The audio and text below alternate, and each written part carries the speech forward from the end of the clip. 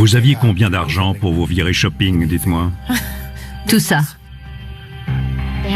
Ils ont de l'argent, du pouvoir, et on se laisse emporter, vraiment. Nous avons obtenu un accès exclusif à leur vie.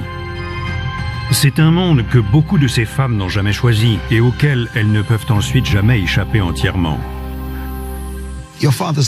La souffrance que vous ont causée les activités de votre père a dû vous paraître absolument intolérable parfois. Quand on vit dans ce milieu et qu'on voit son père aller commettre des crimes, c'est déjà difficile à accepter. Et ça fait mal. Mais la vraie souffrance, on la découvre seulement quand notre foyer est directement touché, quand un proche est assassiné.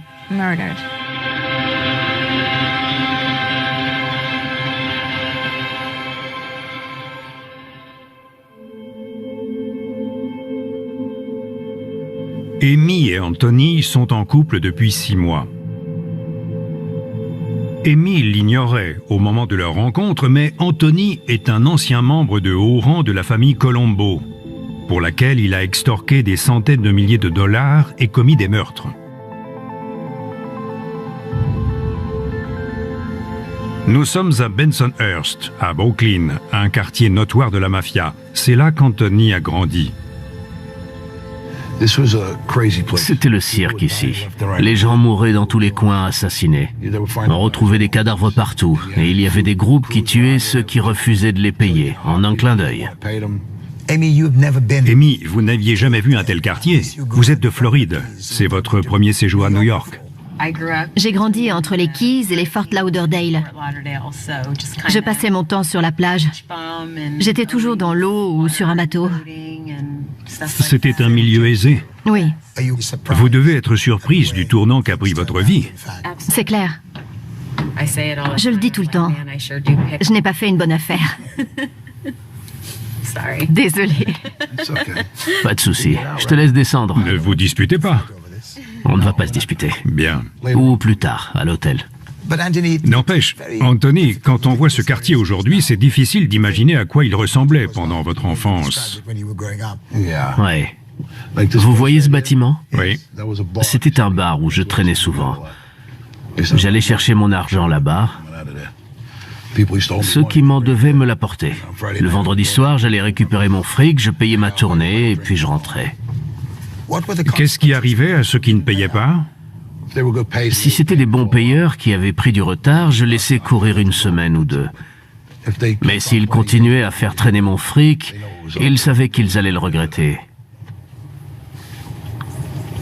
J'étais un peu agressif. Un peu agressif, vous dites.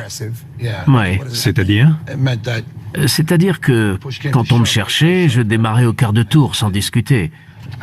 J'allais voir le type, je lui réglais son compte et après, on pouvait discuter.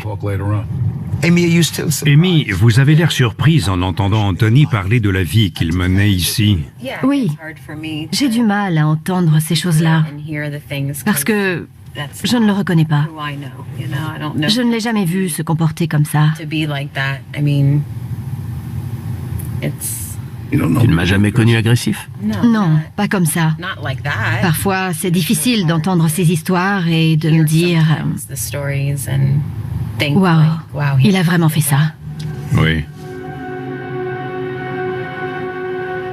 Beyond the bullet holes and amid the shattered glass, it was quite a scene on this quiet Queen Street. It sounded like a string of firecrackers going off, and then somebody said that somebody was shot across the street. Shots rang out as many people were watching the ball game. One lady was sitting in her living room when bullets started ricocheting off her ceiling. And what's the matter? What you tell me? We were told by the police not to discuss anything, to call the police in. And then I looked over, I saw the guy on the floor, and he had like blood in his neck. Voici la scène d'un meurtre auquel Anthony a participé. Depuis 16 ans, il effectuait des séjours réguliers en prison. Mais en 2011, il risque la prison à vie pour le meurtre de son rival Joseph Scopo.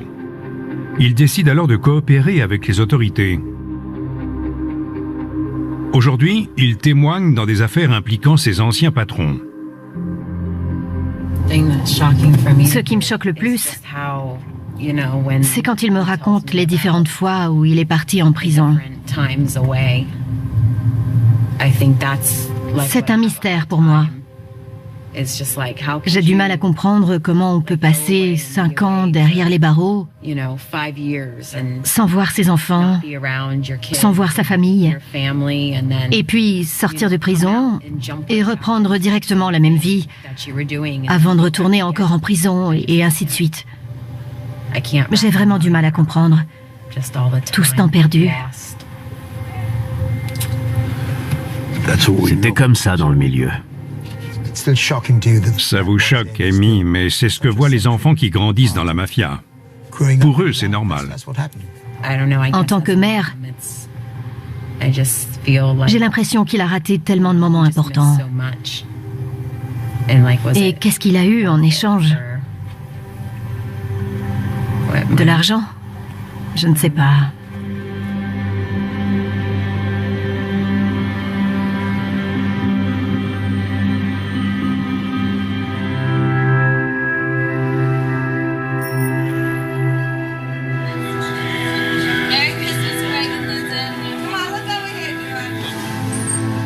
Ces vidéos nous ont été confiées par Linda Scarpa. Toute sa vie, elle a baigné dans l'univers de la mafia. Ces images datent de son mariage. All right, beautiful. Now, when you get a chance, you're just gonna give a little wave goodbye, whenever you're ready. Elle est née dans l'une des familles les plus incontournables de l'histoire de la mafia. Je me rends à Staten Island pour la rencontrer. Son père était Greg Scarpa Sr. Il avait tellement de sang sur les mains qu'on le surnommait le faucheur.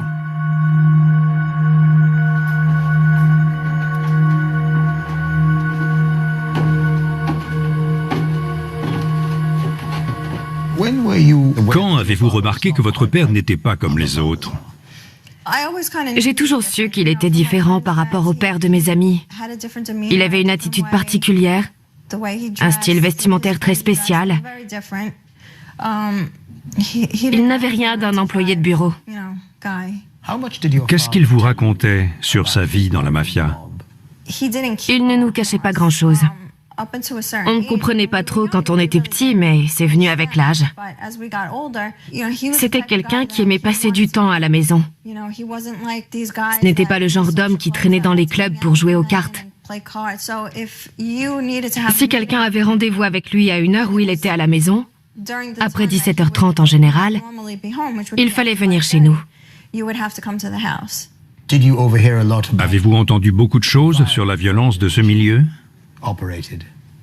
Oui, on n'a pas été épargnés. On savait quand quelqu'un s'était fait tuer ou tabasser, ou quand il y avait conflit entre les membres du club. Ils discutaient de ces événements à la maison et nous, on entendait tout. He is absolutely the most violent mafioso in the history of Cosa Nostra. The so-called Grim Reaper stopped counting the people he killed personally after they passed 50.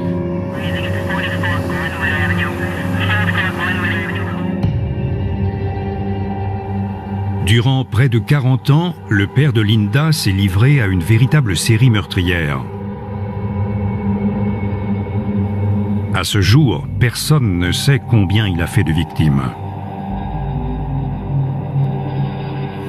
There isn't anything on earth that I will hide from or back up from. Avez-vous remarqué qu'on vous traitait différemment parce que vous étiez la fille de Greg Scarpa?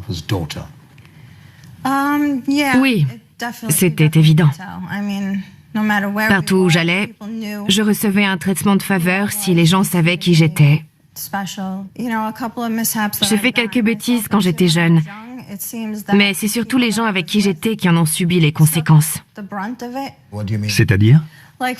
Par exemple, à une époque, j'ai voulu essayer le cannabis et je me suis fait prendre. Mon père a traqué l'ami avec qui je fumais et il l'a tabassé, presque à mort, avant de l'abandonner dans la rue. Comment vous avez réagi? J'étais effondrée parce que je tenais beaucoup à cette personne. Quand j'étais enfant, c'était mon meilleur ami. C'était horrible. Il ne pouvait même pas ouvrir les yeux. Ses yeux n'étaient plus que des fentes et ils étaient tout rouges. On aurait cru voir un monstre. Qu'est-ce que vous avez pensé de votre père? On parle d'un homme aimant qui rentrait tous les soirs à 17h30, mais il était tout de même capable, dans certaines circonstances, d'amocher quelqu'un à ce point. Je lui en ai beaucoup voulu pendant longtemps. Mais ça restait mon père. Qu'est-ce que je pouvais faire? Je pense qu'il s'est dit que je finirais par m'en remettre, mais les traumatismes comme celui-ci ne s'effacent jamais entièrement. Ils restent dans un coin de la mémoire. Il faut bien s'accrocher dans un milieu pareil pour survivre. Oui. Ma méthode, c'est de ne pas y penser. C'est pour ça que j'ai pas de photos chez moi. Si je commençais à penser au passé, à tous les gens que j'ai perdus, au sang et à la violence que j'ai vue, je ne serais pas capable de rester assise là et d'en discuter. J'en serais incapable.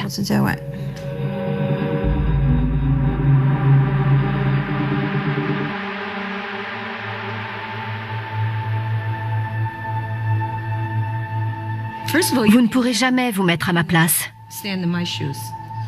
Qui que vous soyez. Je l'ai épousé. Je ne peux pas faire comme si je n'étais pas au courant. Je suis aussi impliquée que lui. Il a commencé à sortir pour aller tuer des gens.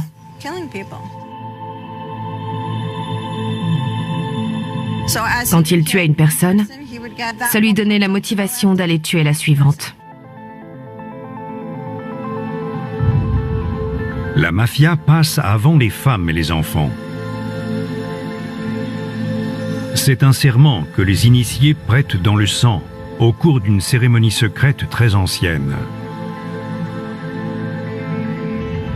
Il y a 6 ans, Anthony Rousseau a dû revenir sur ce choix, la mafia ou la famille. Il faisait partie des cibles principales du FBI lors de sa plus grande opération anti-mafia. Ils ont débarqué un matin quand sa fille Toni dormait. Command post to all units. 6 a.m., go ahead and execute. 6 a.m., go ahead and execute. The FBI says it is conducting what it calls the biggest mob roundup in New York history. Agents fanned out to arrest more than 100 suspected mobsters on gambling, drug extortion, and murder charges. Colombo Acting Capo Anthony Russo is charged with the 1993 murder of underboss Joseph Scopo during the Colombo family war between the Arena and Persico factions. Est-ce que vous aviez compris ce qui se passait? Non, pas vraiment. J'avais jamais cherché à savoir pourquoi mon père allait en prison. Sauf que cette fois, tous les médias en parlaient. Vous aviez déjà été arrêté. Vous pensiez que c'était différent cette fois? Je devais répondre de 63 charges. Donc je savais que j'étais mal barré. Cette fois, j'allais pas faire 2, 3 ou 5 ans de prison puis rentrer chez moi, fallait pas rêver. Ouais. Je savais que c'était sérieux. Surtout avec les meurtres. Aviez-vous commis tous les crimes listés? Oui, j'ai commis tous les crimes dont j'étais accusé. Quel était votre pire cauchemar quant à votre sort? Mourir en prison et jamais revoir mes enfants, vu que je venais seulement de rentrer. Je n'avais jamais passé plus de 3 ans chez moi. Je finissais toujours par retourner en prison. Je pensais à mes enfants. Vous avez vu votre père se faire arrêter et vous n'aviez aucune idée de quand il sortirait? Ouais. J'ai grandi presque sans le voir, donc j'étais habituée. Mais la dernière fois qu'il est rentré, on a tissé un vrai lien avec lui, mes frères et moi. On était devenus assez grands pour faire des choses avec notre papa et il nous sortait. On était devenus proches. Qu'est-ce que vous avez pensé quand votre père a décidé de coopérer? J'étais contente. Je préfère le savoir près de moi plutôt qu'en prison. Je trouve qu'on est un peu trop exposé là. Surtout pour elle. D'accord. Il y a trop de gens qui circulent. Je veux pas que les gens te voient autant. Allez, cours, cours, cours. Mais arrête! C'est quoi ce jean moulant? Ils sont tous comme ça, mes jeans. C'est moulant quand même. Depuis que son père coopère avec le FBI, Tony peut profiter de sa présence. Say hello to Daddy. Say I miss you, Daddy. Maria Scarpa, elle, n'a pas cette chance. Son père, Greg Scarpa Jr., était capot dans la famille Colombo. Même menacé d'une longue peine de prison, il a choisi de rester loyal à la mafia. Il est désormais incarcéré depuis 28 ans. Sa fille Maria vit seule avec son enfant dans un petit appartement de Brooklyn.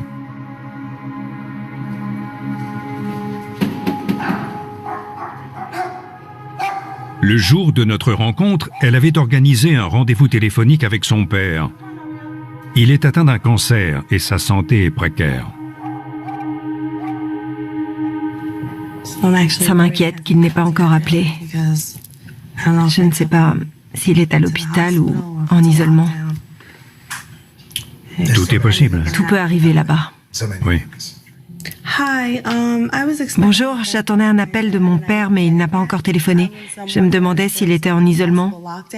Je suis un peu inquiète. Tout va bien pour le moment? Oui. Merci, au revoir. Vous êtes inquiète quand vous n'avez pas de nouvelles?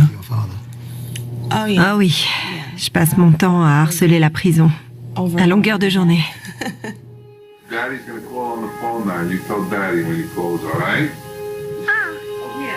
Depuis l'âge de 2 ans, les appels de la prison font partie du quotidien de Maria.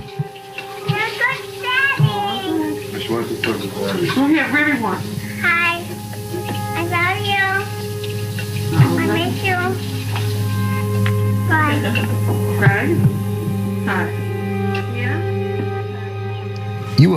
Vous n'aviez que 2 ans quand votre père était en cavale avant de se faire arrêter par le FBI. Oui. Quels sont vos souvenirs de ce jour? C'était une journée très difficile.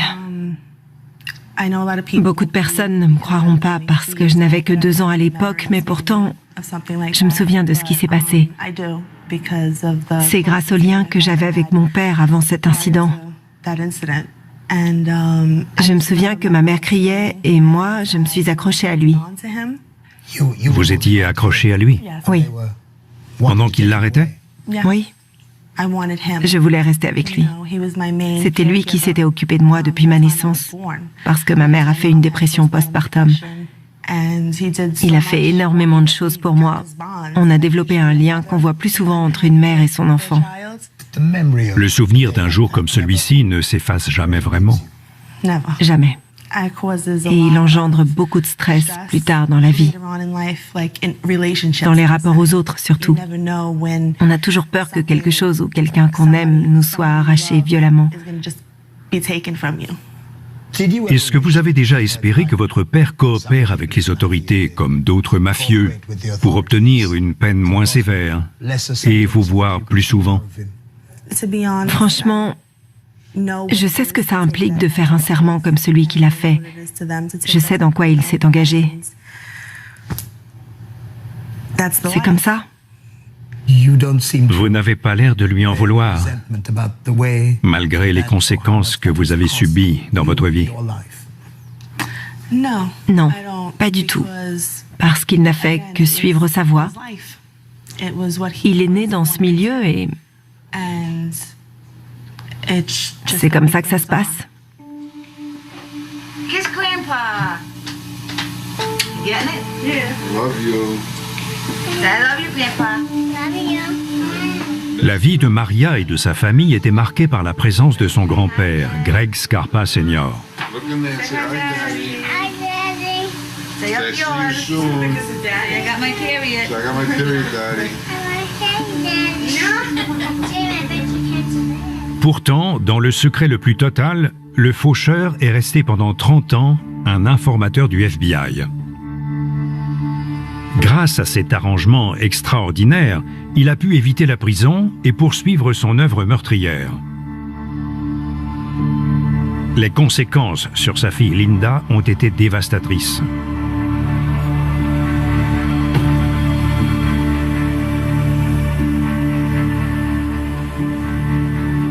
Un matin de novembre en 1991, Linda a frôlé la mort alors qu'elle suivait la voiture de son père dans leur rue. À ce carrefour, il a été pris en embuscade par une équipe de tueurs. Un grand camion bloquait la route devant moi. J'ai entendu des bruits, pop, pop, comme des feux d'artifice. Quand j'ai levé la tête, j'ai vu des types habillés en noir autour de la voiture de mon père, en train de lui tirer dessus. Pouviez-vous voir s'ils avaient déjà touché sa voiture? J'ai vu mon père faire comme ça. Il s'est enfoncé dans son siège, donc je ne savais pas s'il avait été touché. Je ne comprenais rien. Je pensais qu'ils étaient tous condamnés, vu que la voiture était encerclée. Mais un des gars assis derrière a décidé de se défendre. Il est sorti et s'est mis à tirer. Depuis la voiture de votre père? Oui, de la voiture de mon père. Il s'est mis à tirer sur l'un des attaquants et ses balles ont dévié sur ma voiture. Votre voiture a été touchée? Elle a été touchée du côté passager, où mon fils était installé. Moi, pendant ce temps, je me disais que je devais protéger mon fils, mais je ne savais pas quoi faire. J'étais en état de choc. J'étais recroquevillée à cause des coups de feu.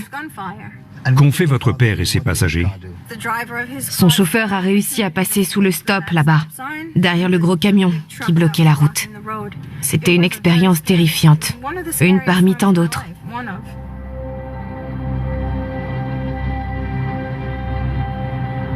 Après cette tentative de meurtre sur son père, Linda finit par rentrer chez elle avec son fils de 9 mois. Son père les rejoint quelques instants plus tard. D'un coup, je l'ai vu franchir la porte. Il nous a regardés, le bébé et moi, et j'ai lu la peur dans ses yeux, sur son visage.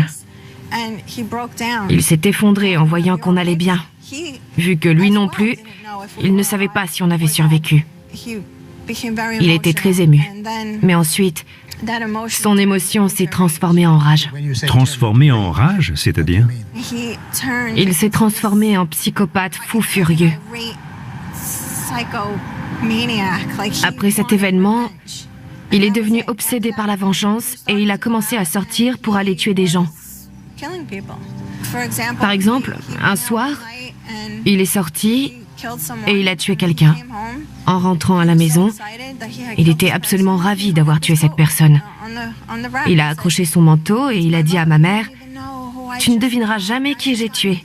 Je viens d'avoir Nicky Black. Son nez s'est envolé de sa gueule. » J'étais sur le canapé avec mon frère et on était traumatisés. Ça faisait froid dans le dos.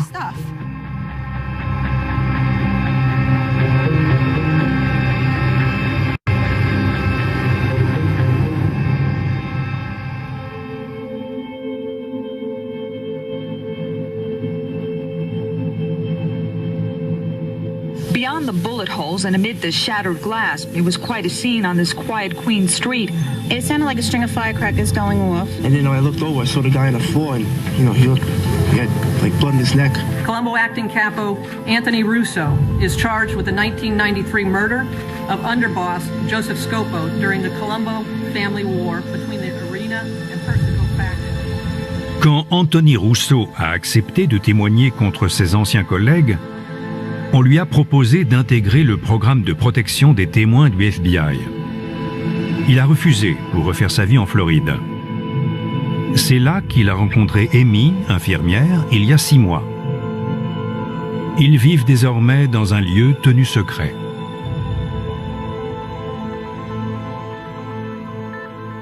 Amy, que saviez-vous sur la vie d'Anthony avant de faire sa connaissance? Rien du tout. On était voisins. Il passait devant chez moi quand il promenait son chien. Quand avez-vous commencé à vous poser des questions? Au bout d'1 mois à peu près. Je l'interrogeais tout le temps. Par exemple, C'est quoi ton nom de famille? Il me répondait, pourquoi? Je t'ai demandé le tien? Non. Alors ne me demande pas le mien. Il ne voulait pas le dire? Jamais. Un soir en voiture, on s'est fait contrôler par la police. Il m'a demandé, tu peux ouvrir la boîte à gants? Elle contenait une enveloppe avec son permis et sa carte grise. Là, j'ai vu son nom et je me suis dit, RUSSO, souviens-toi. En rentrant chez moi, j'ai allumé mon ordinateur et j'ai lancé une recherche. Qu'est-ce que vous avez ressenti en découvrant qui Anthony était vraiment? J'ai été choquée par la quantité de résultats. Quand la page s'est affichée, j'ai lu Mafia. Et donc ensuite, j'ai tapé Anthony Russo Mafia. Et là, ça n'en finissait pas. Les articles s'enchaînaient. J'ai tout lu. Puis, je suis allée frapper à sa porte. Je lui ai demandé, on peut discuter? Et il a dit oui. Elle s'est ramenée avec une tablette, elle l'a activée, et elle m'a montré une photo de moi en disant « C'est toi ?» J'ai répondu « Non, je suis plus beau que ça. » Mais ensuite, j'ai capté qu'elle avait consulté Internet. Ça m'a vraiment énervé. Sur le coup, je lui ai dit de partir. Je n'arrive pas à y croire. Tu as fait une recherche sur moi, sur Internet. Et la confiance alors? Ça fait déjà 1 mois qu'on est ensemble. Je suis comme je suis. Tu as bien pu te faire une idée sur ma personne depuis le temps, non? Elle ne comprenait pas ma réaction, donc je lui ai dit de rentrer. Rentrer chez moi? Je me suis dit que j'aurais peut-être mieux fait de ne rien dire. T'as eu l'impression d'avoir fait une bêtise? Oui. C'était le cas. Oui, merci. Je regarde tout le monde sur Internet. Même moi. Tout le monde. Est-ce que c'est facile d'expliquer le quotidien que vous aviez à des gens comme Amy? Quel genre de détails vous pouvez donner? Je n'allais pas jusqu'à décrire mes gestes quand je tuais quelqu'un ou que je tabassais quelqu'un avec une batte de baseball. Je ne rentrais pas dans ces détails-là. Évidemment, c'est difficile d'expliquer comment je gagnais ma vie. C'est délicat. Amy, est-ce que votre première réaction a été de dire « Stop, je dois mettre un terme à cette relation » ? Non. Je n'y ai même pas pensé. C'est ce que j'ai cru quand j'ai vu cette photo. Arrête. Quelque chose en moi me disait que je n'avais plus la même personne en face. Pour moi, il n'était pas comme ça. Je n'avais pas peur. Je lui dis ça tout le temps. Je n'ai pas peur de toi. Je ne suis pas du tout inquiète en sa présence. Je l'aime.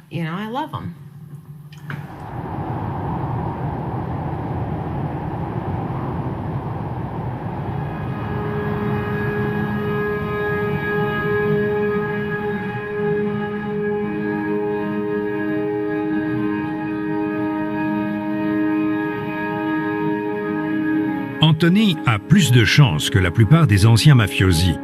Il a gagné la confiance d'une personne comme Amy. Mais tout le monde n'a pas le droit à une deuxième chance.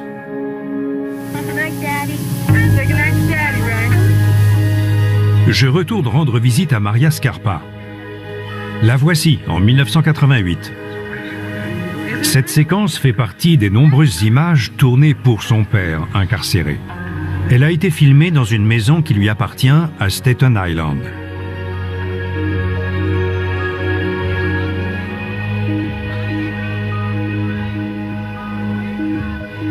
Maria a repris un rendez-vous pour parler à son père. On lui a dit que la dernière fois, il était à l'hôpital pour un contrôle de routine. Bonjour, vous avez un appel de... C'est mon père.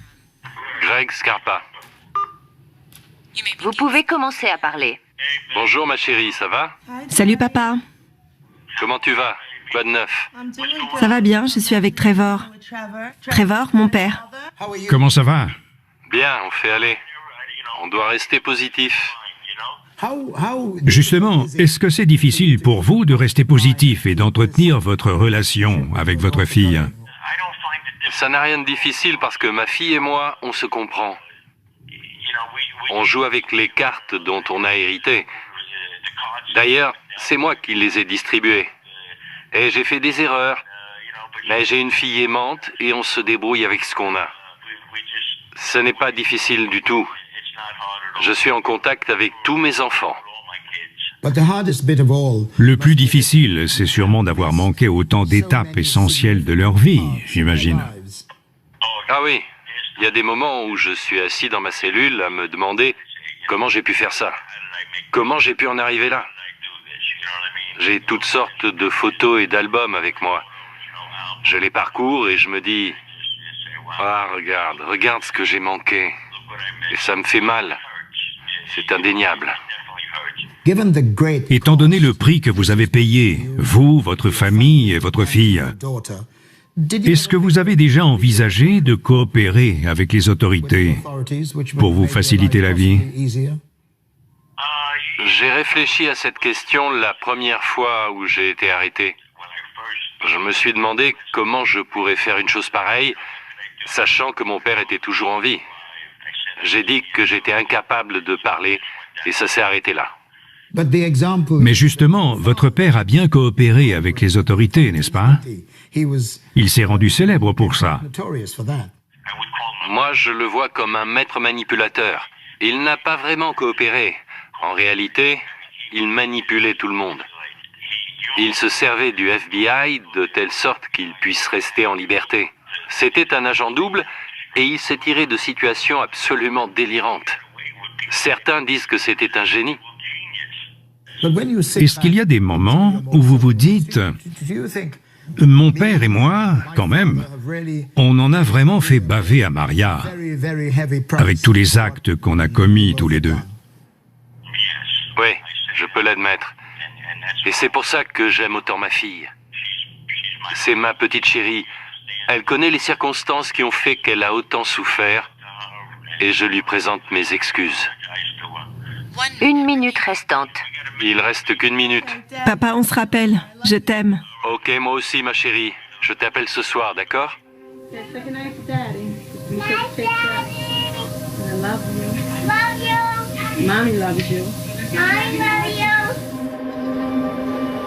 Le grand-père de Maria, Greg Scarpa Sr., contrairement à son fils, a pu voir grandir ses enfants grâce à son arrangement avec le FBI.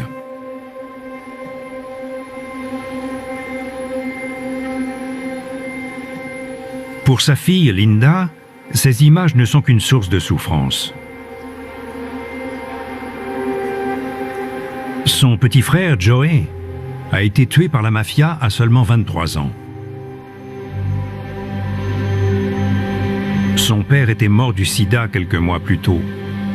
Il l'avait contracté lors d'une transfusion sanguine. Ils partagent la même tombe.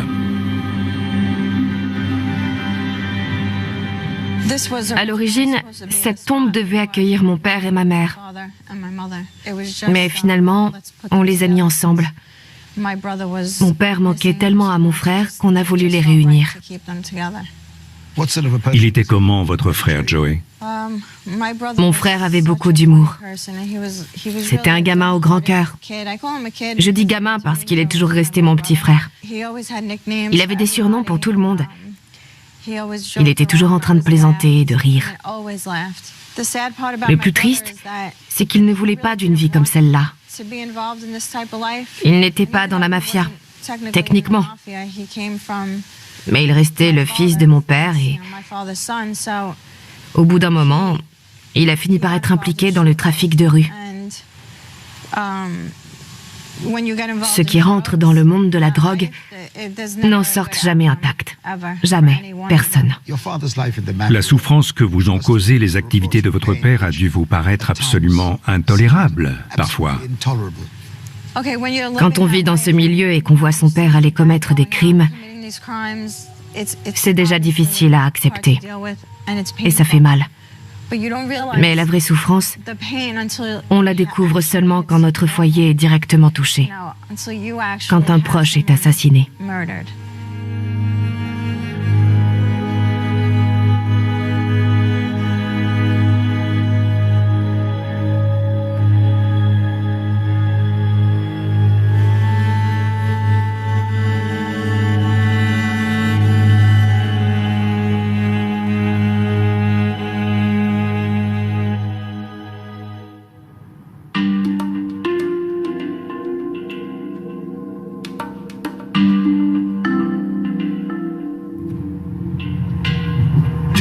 Tu lâches l'accélérateur parfois? Bah oui. Non, jamais. J'appuie pas dessus là. Roule doucement. Mais je roulais pas vite. J'ai mal à la tête. Ça se voit. Bon sang, c'est ma tension qui monte. Je te dis de ralentir et tu me dis que tu roules pas vite. J'ai repris rendez-vous avec Anthony Rousseau, l'ancien capot de la famille Colombo, et sa fille Toni. Voilà, t'es bien garé. Merci. La rue où ses enfants ont grandi est désormais un lieu qui le hante. T'es un mec bien. C'est toi qui le dis. Ouais. Pas les flics. Ouais, bon. Malgré sa nouvelle vie en Floride, son ancienne carrière ne cesse jamais de le tourmenter.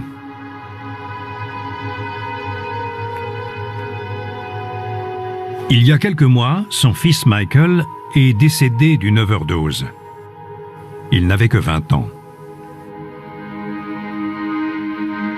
Tout le quartier est venu participer à la veillée. Le surnom de Michael est toujours inscrit dans la rue en cire de bougie.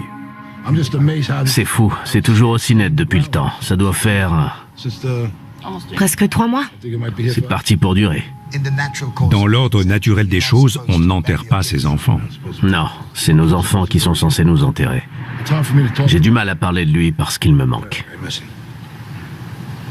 Vous vous souvenez de quoi? De tout. Je suis désolé. Cette tragédie doit vous paraître encore plus terrible quand vous revenez sur votre vie et sur le temps que vous avez passé en prison, loin de Michael et de votre famille. Oui, comme je disais, c'est un regret que je porterai toujours en moi. Il avait 20 ans quand il est décédé. Et moi, sur ces 20 ans, j'en ai passé 12 en prison. En gros, j'ai pu passer 8 ans avec lui. C'est dur à accepter. Toni, vous pensez que votre père se sent coupable? J'ai l'impression qu'il regrette de ne pas avoir été présent. Mais il n'a pas raison de se sentir coupable. Je sais qu'il s'en veut d'avoir passé autant de temps loin de lui. Mais en fin de compte, c'était un accident. Personne n'aurait pu le sauver. Avez-vous réussi à protéger Michael de ce milieu? J'ai essayé de protéger tous mes enfants de ce milieu. Je leur disais que j'étais l'exemple parfait de ce qu'il ne fallait pas faire. Faites le contraire de ce que fait papa, vous réussirez. C'est délicat de devoir dire à ses enfants de ne pas suivre ses traces. Les pères sont censés montrer l'exemple. Oui, je ne voulais pas qu'ils me prennent comme modèle. J'étais le pire exemple qu'ils puissent avoir et j'en avais conscience. Je le répétais tout le temps et à ma fille aussi. Je lui disais, si tu ramènes un gars qui me fait penser à moi, je le mets à la porte. Ne fais pas ça. Va plutôt te trouver un informaticien. Toni, est-ce que votre père a réussi à vous tenir éloigné de son milieu? Oui, ça me gêne de traîner avec certaines personnes et de regarder certains films. J'évite tout ce qui a un rapport avec ça.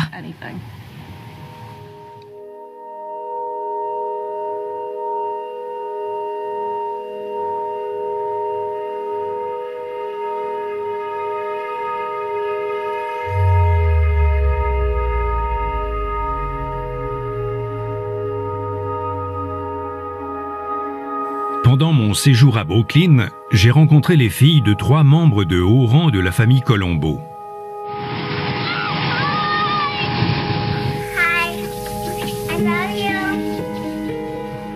Elles vivent toutes avec les conséquences profondes du rôle de leur père dans la mafia. Même aujourd'hui, Linda Scarpa en porte encore les traces. Lors de notre dernier entretien, elle a bien voulu partager quelques souvenirs saisis dans de vieilles vidéos. Pendant des années, elle était incapable de les regarder. Ça fait sûrement plus de 15 ans que je ne l'ai pas vu. Mon père voulait tuer mon ex-mari parce que... Il voulait le tuer? Mon mari de l'époque, oui. C'était une période où mon père était très malade et il avait l'impression que mon mari ne me traitait pas bien. Du coup, il voulait le tuer et il m'a demandé la permission. Il a demandé votre permission? Il en avait besoin. Pour tuer votre mari? Il voulait s'assurer que c'était bien ce que je voulais, pour ne pas avoir à se sentir coupable. Il ne voulait pas que je lui en veuille s'il le tuait sans mon accord. Il rejetait la culpabilité sur vous? Il ne voyait pas les choses comme ça. Évidemment, je lui ai dit non, ne le tue pas. Je suis soulagé. Oui.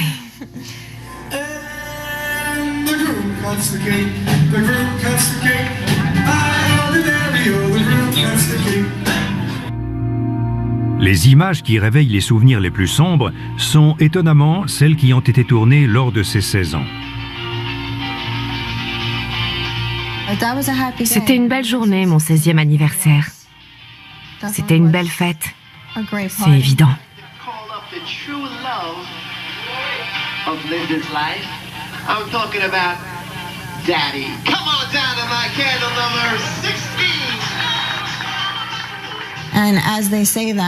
Pendant l'annonce, on le voit sourire jusqu'aux oreilles. Il n'arrivait pas à croire qu'il avait vraiment dit ça. Ça m'a rendue heureuse de le voir aussi heureux. Regardez la tête qu'on fait tous les deux.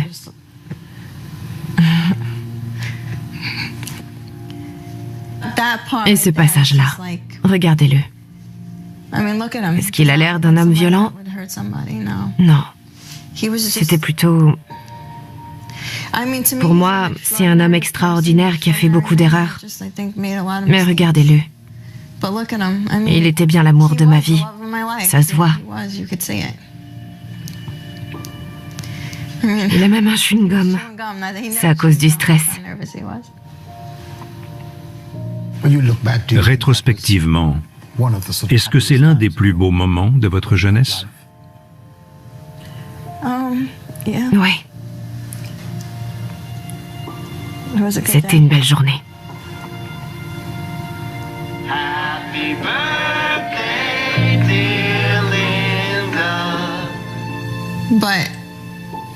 Quand je vois ça, je me dis que j'avais tout pour moi.